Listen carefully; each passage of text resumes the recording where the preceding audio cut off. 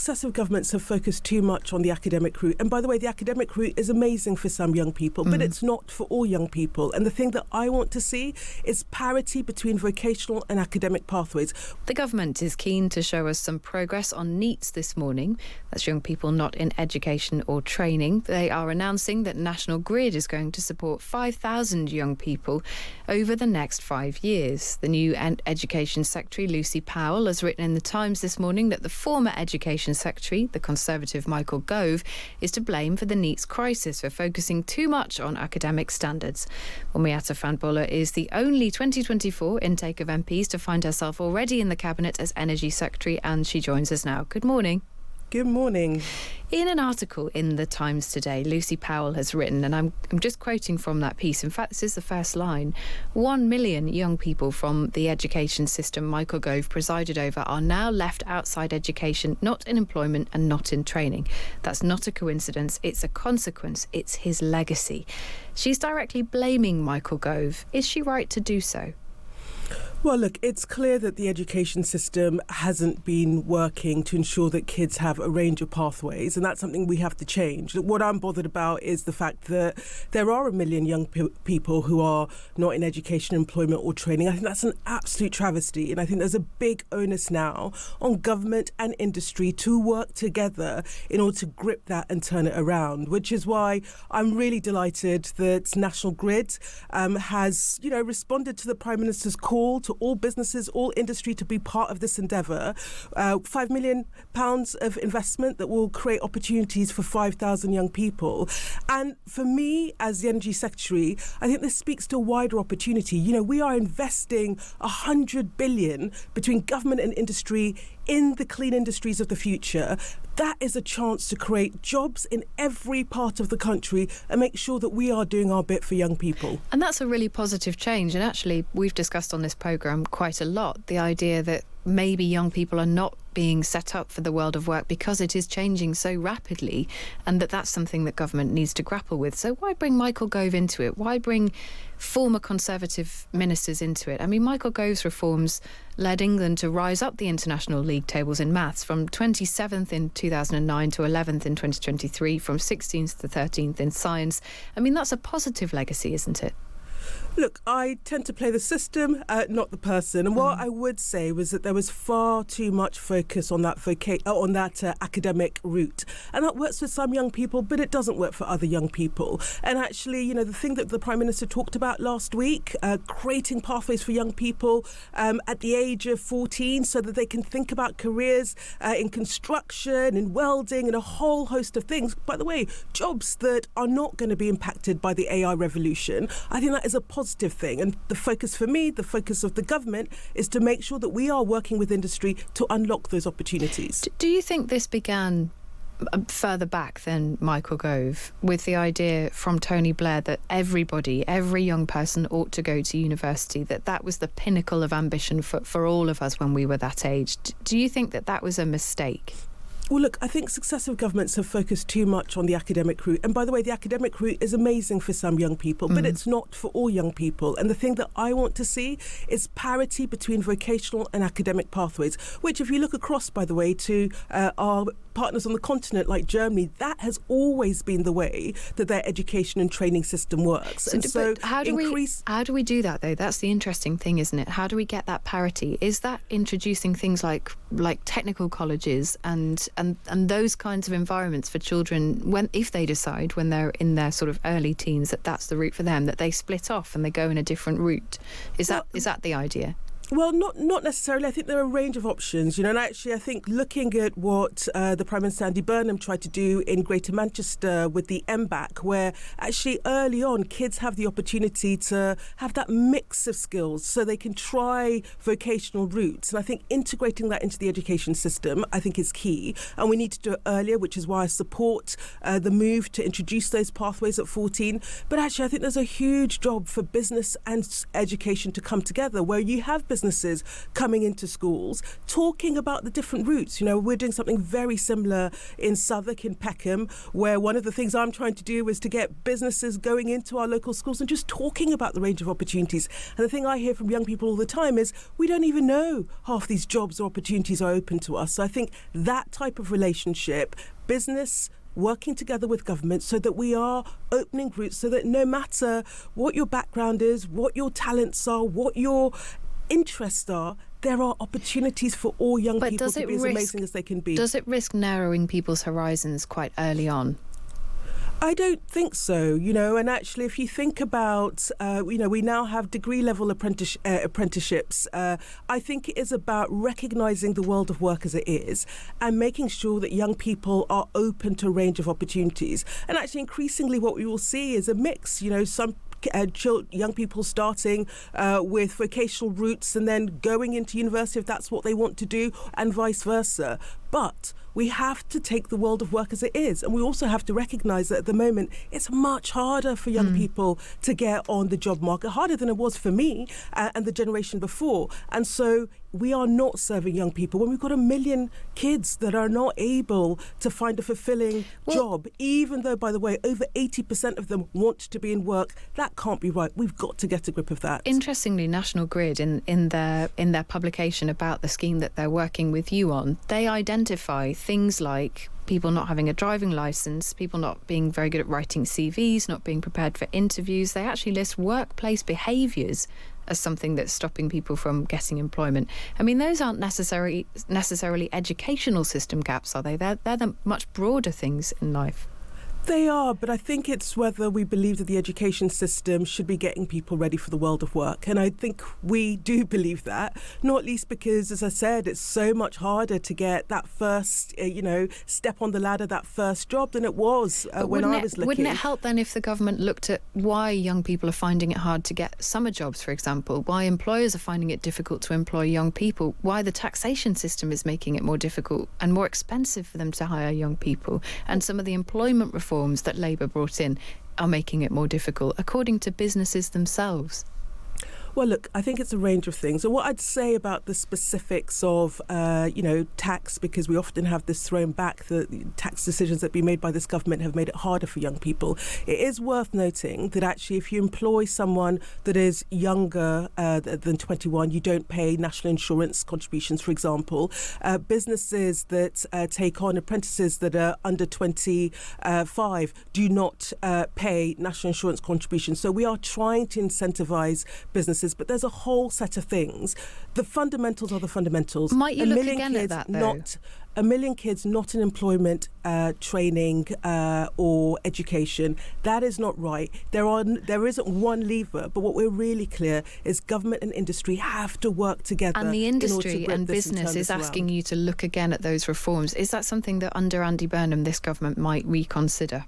Well, listen, you will forgive me if I do not tell my new Chancellor what to do. That's a matter for the Chancellor. But what I will say is that we are absolutely committed to backing British businesses. We recognise that actually the context is incredibly hard for businesses, whether it's small businesses, medium-sized businesses, and they are the driving force of our economy. They're the backbone of the economy in every part of the country. And we've got to make sure we're working with them in order to enable them to thrive. You are the Energy Secretary. We are talking on the programme this morning about the impact of the heat in this country on hospitals specifically. 3,000 people are thought to have died this summer so far because of complications relating to heat.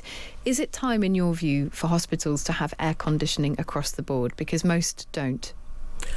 Well, listen, climate change is with us. We are seeing that in the extreme heat we're feeling in this country. We're also seeing it across Europe with the tragic wildfires, and we've seen it here in Suffolk. We're going to have to adapt and respond, which is why, for me, we have a huge onus to make sure, whether that is in our health system, but that's across the piece. We're going to have to upgrade our buildings in order to respond and deal with that. And that is about cooling in the summer months, but it's also about effective heating in the winter months, so that it is done in a way that is cost effective for whether it is public sector businesses or individuals. 3,000 people are thought to have died this summer. so far alone. I mean, there are hospitals around this country which have radiators stuck on no matter the weather. Is the government going to look at efficiency in these environments to stop people from dying? I mean, really, they need to be cooled. They don't need to be heated in the summer.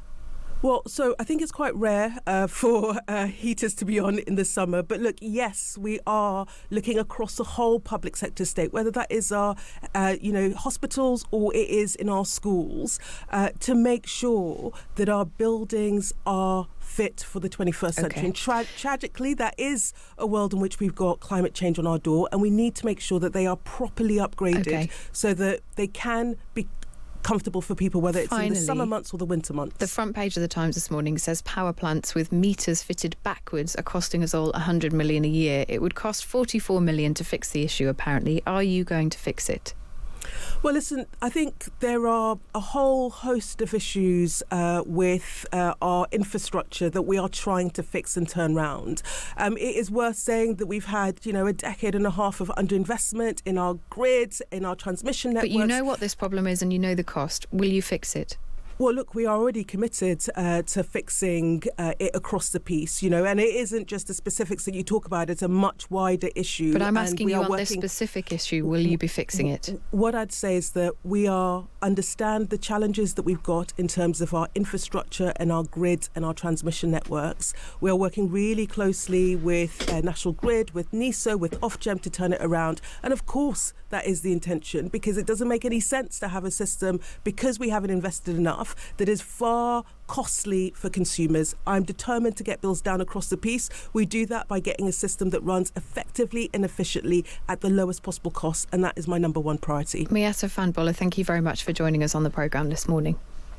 Thank you for having me. Thank you. That is the Energy and Net Zero Secretary. It's interesting because lots of things can all be true at once, can't they? In that clearly the education system is not the sole cause of NEETs. Because you've got to look at things like COVID, you've got to look at things like social media, the moral contagion of mental health issues, all of those things. But also, presumably, the argument will be, and we'll bring in Anna Mihailova, who's Times Radio's political editor here. Anna, morning to you. Morning. So there's also things outside of education that are facts.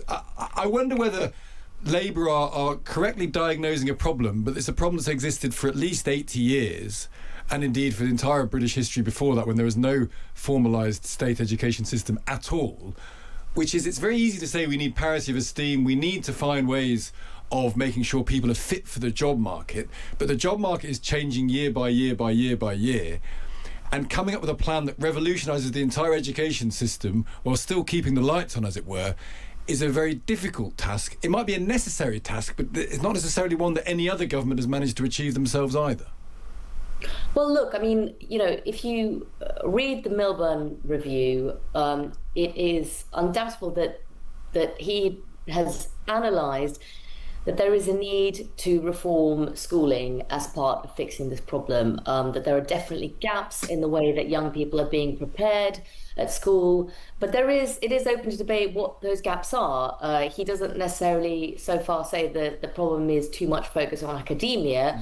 The feedback from a lot of young people that he spoke to was more that they didn't feel that school was preparing them for the world of work, including things like basic skills, like how to do a job interview, how to look people in the eye, which to a lot of older people might sound a bit ridiculous, but it is a real problem in the current younger generation going into the workforce that have spent so much time online, that have had a very different childhood, and lack those skills, which is making it harder, according to employers, to then find them jobs and retain them.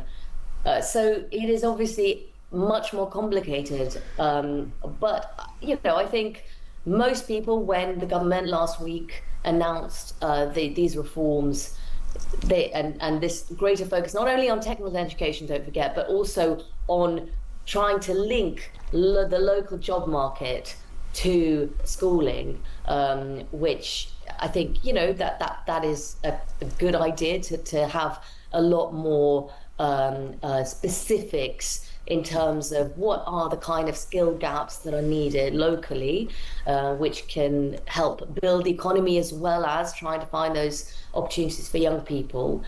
But the idea that it is the only answer is not that. And I think with Miatta Fahnbulleh, what was refreshing was to hear her actually talk about business and to talk about growth and job creation. And she was doing it in terms of her brief of energy. But I think for me, the interesting part of looking at Lucy Powell's op-ed today is that she doesn't mention employer provision of jobs at all. Yeah, it's interesting. I find I'm an outlier in this, and I find it depressing, this sort of grindian approach to education. The idea that people should only be educated to fill their local job market implies that people's destiny is simply to stay where they're born and get whatever jobs are around. And I fundamentally think that life has to be about more than that. But the problem remains that I do take the point that the world of work is changing before our eyes, and you've got to be equipped, I suppose, to do that. But if that's the sole purpose of education, to fulfil the job market where you live, I just wonder whether we're narrowing the scope too much. But presumably they think education's a big area for them because it's come out quite early on in the regime, this, isn't it? So do they think this is quite a significant thing? Well, it was clear even during his pre-Downing Street weeks that Andy Burnham had found that Alan Milburn's work on NEETs very interesting. He has had a look at it, and I think he sees it as something that weaves together with his own views on devolution. Yeah. I find it really interesting, your point about, you don't want people to just grow up to be where they are. Well, Andy Burnham would say the exact opposite, that for too long, too many areas required moving to London and to the southeast, and he wants to break that. He wants to provide opportunities in where people live. That involves growth, that involves growing the pie for everybody. And I don't think that should be seen as a positive ambition. The problem is obviously delivery. I think in terms of education, the way to look at it, Stig, is there is a very big debate in terms of which skills children actually need to protect themselves in the vastly, rapidly changing technology we have. And for example, I've spoken to some young people who were put by conscientious parents into coding and lots of those sort of things that have been very trendy for a while, who are now struggling to find jobs. Yeah. And they say that actually the things that are helping were the kids who spent a lot of time focusing on drama and more creative things, who have found those sort of routes into a quite different job market, whereas the coding jobs have dried up because of AI. It's very hard to predict which skills are actually going to be necessary. But I think, that is probably why the government has said those core subjects will remain. You have to keep that focus on STEM probably, but then they are still trying to link up to skill shortages. Yeah, it's so interesting that critical thinking is the most transferable skill of all, and maybe the best way of teaching that is not by sort of narrowly defining it when you're 14. We'll get into this debate as we go through the day, 'cause there's no one easy answer. Anna, good to speak to you. Thanks, Stig. That's Anna Mihaly, with their Times Radio's political editor.